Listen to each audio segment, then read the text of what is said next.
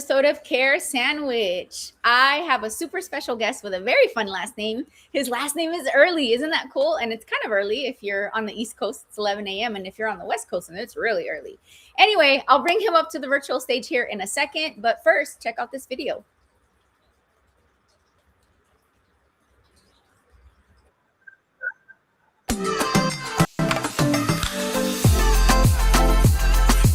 Welcome to Care Sandwich, the podcast where we dive into the success journeys of law firm owners across the country. I'm Margarita Eberline, your host and the founder of Marketing Boss, a fractional chief marketing officer firm for law firms. On this show, we'll explore the challenges, strategies, and victories that have shaped law firms and how they wrap every interaction with care. Because we believe that caring isn't just a value, it's a strategy for success. So grab your favorite sandwich, sit back, and let's dig into a conversation filled with insight, inspiration, and of course, I'd like to welcome to the stage Chris Earley. Come join me. Margarita, thank you for having me. How are you today? Good. So do you get a lot of Earley jokes? I get a lot of Margarita jokes. They don't offend me anymore. I get a lot of jokes for my last name, but I'm good with it. You know, right? If we're having fun, that's all that matters. So yeah. I'm cool. So tell us about yourself. You do so much. Tell our audience who you are and what you're up to these days. Oh, thank you for having me. I appreciate it. You have a very good message, a great podcast. Thank you for letting me be a part of it. So I'm Chris Earley. I'm an attorney. I do personal injury in Boston. I've been doing it for about 20 years. And I love being a lawyer. I love more than that, being a husband and father. So kind of just to give you the Cliff Notes version, I try to engineer my practice, my business to serve my family and so we can do things we love, right? I think sometimes we get that twisted in law. We serve our business. I like the business to serve me. So that's how I set up my professional life so I can have a happy personal life, if that makes sense.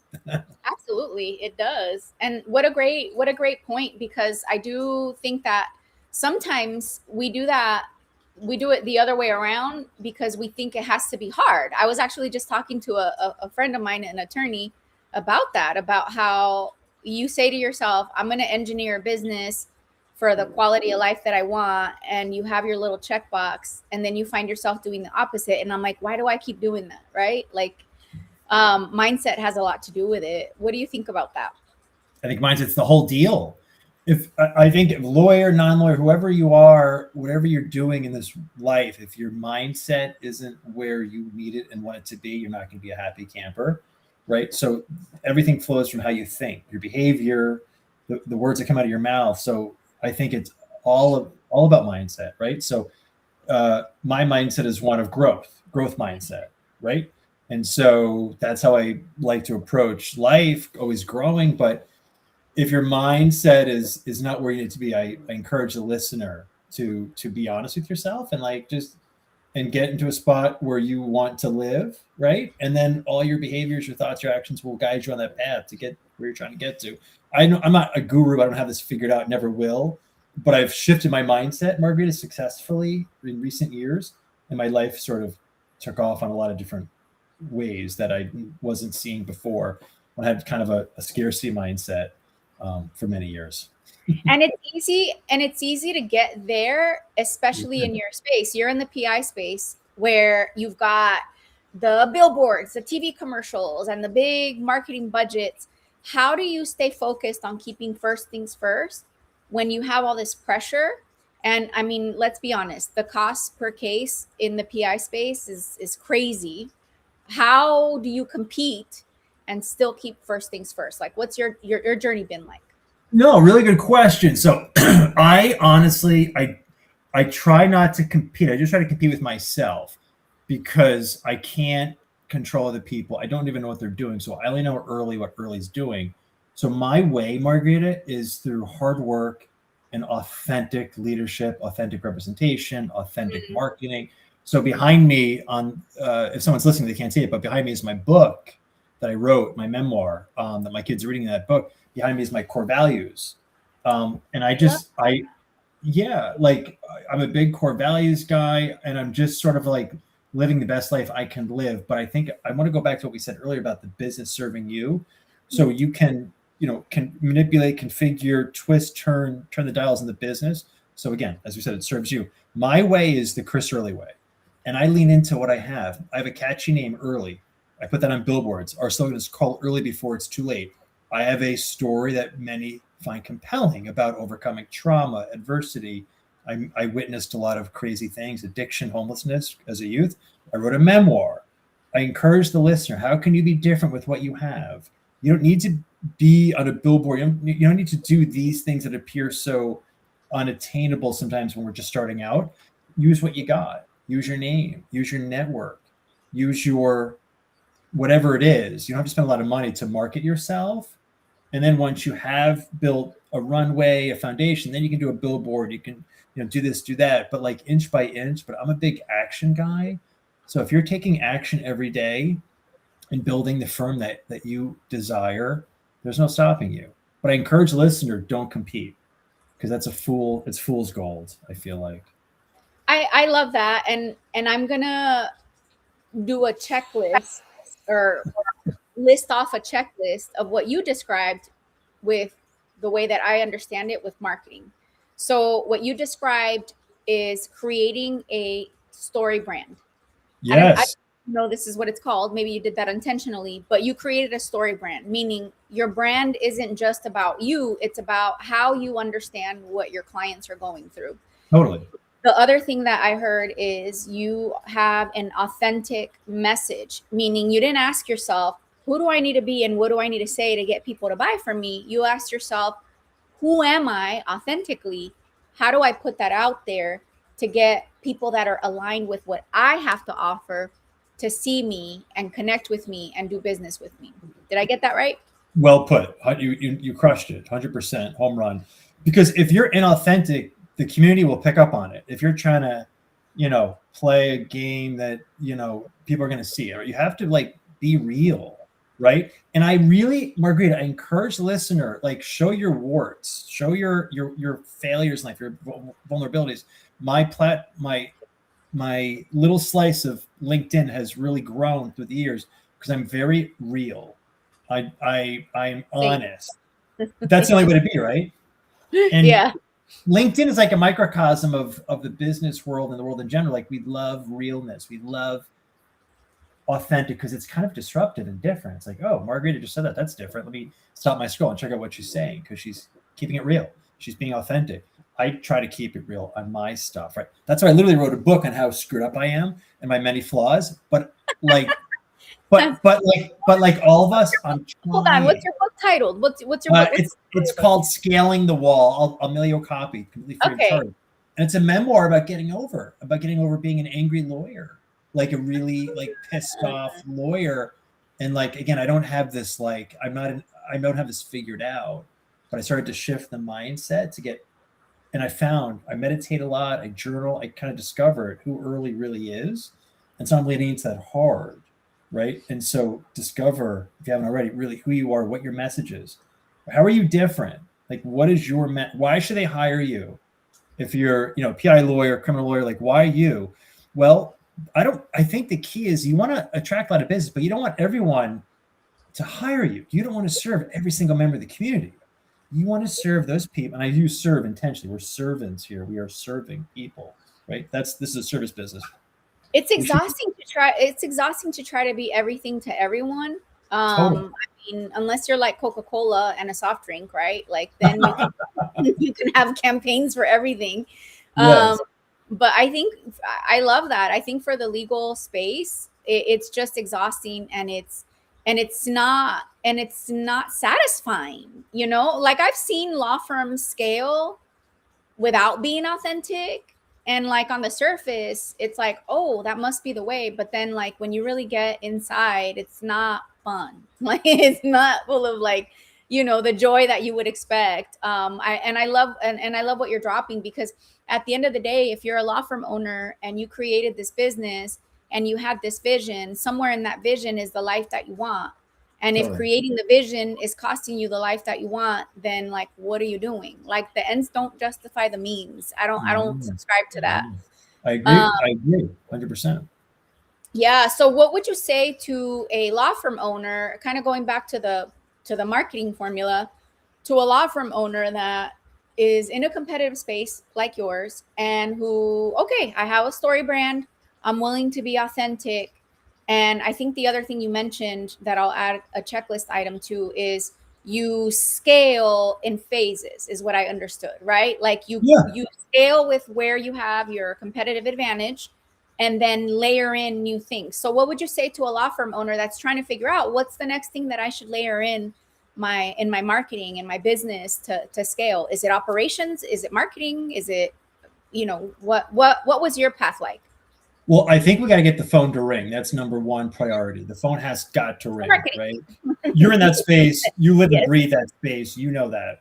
Yeah. But that's the key. A lot of us, some practitioners like, no, I, want to hone my trial skills. That's really wonderful. However, you can't go to trial without cases to try.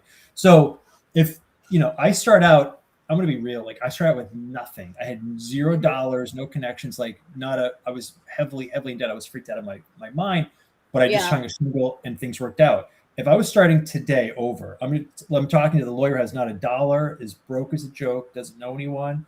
They want to start a practice. I would hit social media hard. You know Gary Vaynerchuk?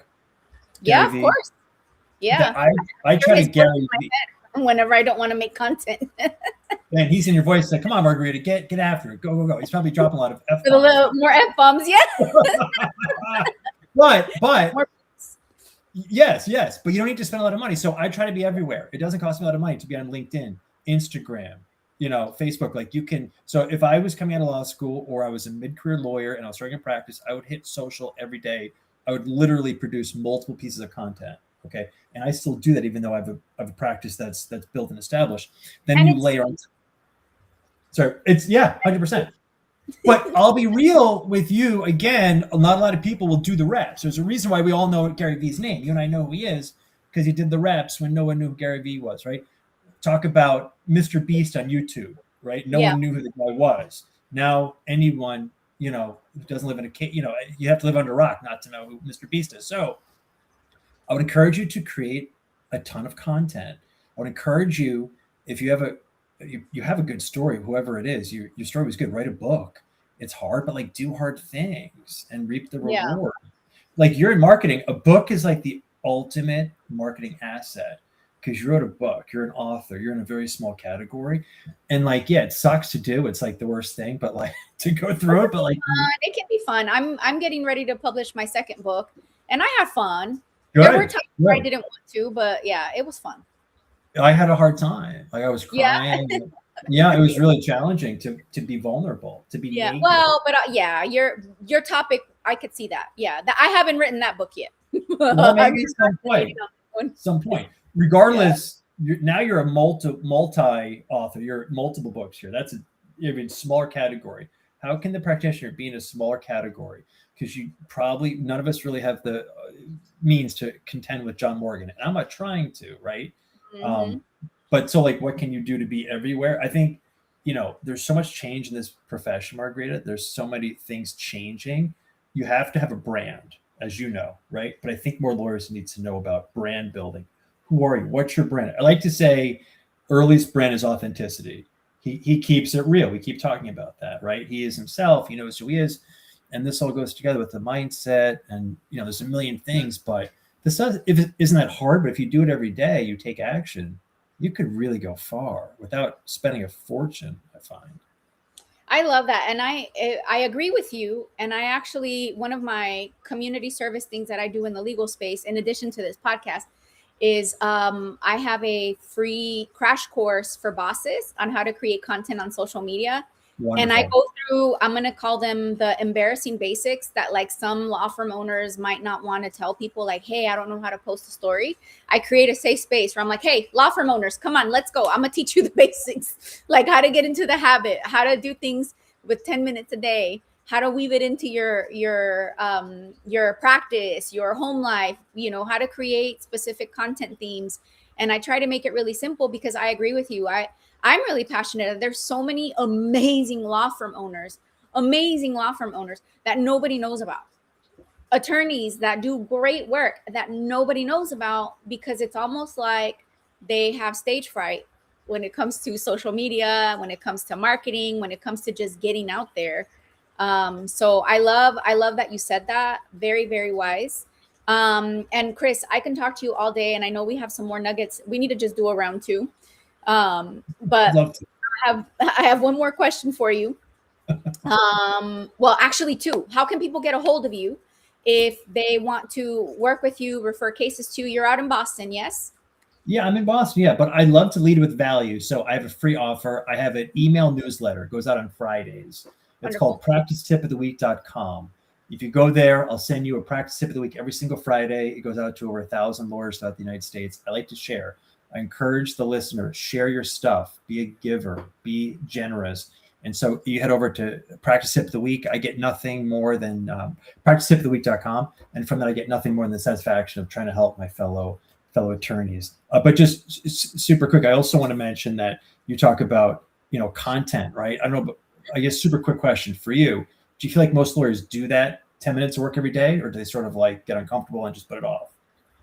What I see, and it just depends on the law firm owner size and their preferences, but the larger law firm owners want to just delegate. Yeah. And maybe they'll batch create and they'll Yeah. invest in like professional content and then wonder like, hey, no one's really following my stuff and I spent all this money. I see that a lot. And then I see the law firm owners that are more like part of that millennial or younger, where, oh, we grew up with this. Like, okay, like, yeah, it's easier and part of their daily habit. And then they get busy, and then they also will start to struggle with balancing all of that. And then of course there's those that are in the middle that it's like they want to, they just don't know how. So yeah, but I don't think most law firm owners do. That's kind of, I thought you'd say that. I think the practitioner just like let it rip, swing the bat, put content out. Honestly, Margarita, like when I put content out that I'm not sure, like, should I hit send? Should I hit post? This is going to like send that puppy, send it. That's going to resonate because it's different. Be different. That's free, right? Just be freaking different. Your phone will ring more. I promise you. That's the key, and have fun. And remember, you can always delete stuff. I was mentioning to you backstage that my kids are part of my content team. And so I'll post content with their stuff. And at first they were very much like, oh, no, don't post that. No, well, and I've like been warming up, And the other day I posted a video of one of my kids eating crawfish, and I edited like if it was a horror movie. And I had a blast doing it. And I said, look, Gabriel, like I posted this of that crawfish video that we made. And he's like, oh, well, we're just posting anything now. Okay. Oh, 3,000 views. I like it. Funny. The internet's funny sometimes, right? Yeah. It is. And honestly, it's part of our authentic selves. So it's all good. Have fun. See who you are. Have fun. Let it rip. Post about crawfish. What the hell? No one else is. You're going to stand out. I love it. And if you really hate it, you can delete it. I've deleted a couple of things that my kids were just not ready for, but now they're like, just do whatever you want. Just send it. Send that puppy home. Yes. Have fun with it. Well, Chris, it's been great. Tell us your favorite sandwich, and we know how to get a hold of you. Yeah, reach out to me for sure. Chicken parm. Who doesn't like a freaking chicken parm, right? Jeez. That's a good one. Okay. You're not a big fan? Yeah, no, I like chicken parm. I just think of it not in a sandwich. Like I think of it as a dish. It's kind of heavy. Kind of a heavy sandwich. Okay. Yeah. That's a lot of carbs. It's a big bomb in your stomach. Yeah, it's a little heavy. You pay the price, but always a good one's really good. But yeah. Good stuff. Well, there you have it, folks. Get a hold of Chris and his team if you need help with a case, if you want to refer, if you want tips. He also has a podcast, so check out his podcast. Look him up. His socials here are on the screen. Phone numbers all here. So get in touch. Hope you got value from this. That was our intention with co-creating this program for you. And we'll see you on the next episode of Care Sandwich. Chris, I'll see you backstage. Thank you so much, Margarita.